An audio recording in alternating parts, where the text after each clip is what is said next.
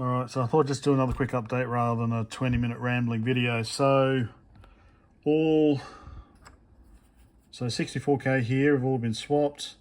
I sorted the issue. There was a bridge between pins 2 and 3, which is data in and write enable. Somehow I didn't see it anywhere.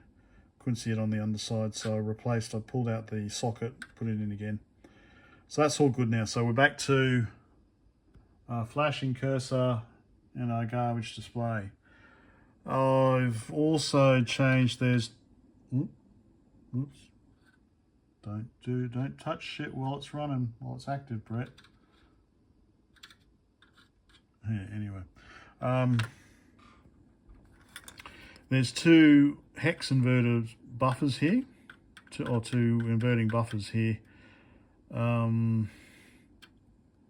That appeared to be on the address lines. So I'll swap those out as well for 74HCT04s, the Western equivalent, and there's no difference. So, I don't know, there's still the 32K, so there's still 128K.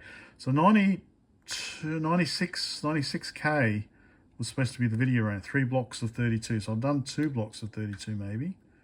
So is there another block of 32 that perhaps is faulty that I need to replace? Or is it one of these decoupling capacitors? So that's where I'm at. If it's none of this, then is it this that I can't replace?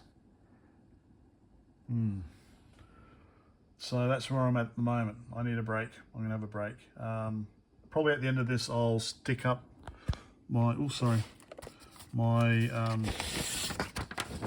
schematic that I've done. Basically, so to confirm, so this is the RAM here I've swapped out, 8 chips, 64K. There's a peripheral RAM controller. This is the TV monitor controller, or the VRAM, which is that one there. And these are those inverting buffers that I've just swapped out that were on the address lines. So I've also filled in, there's some missing lines here.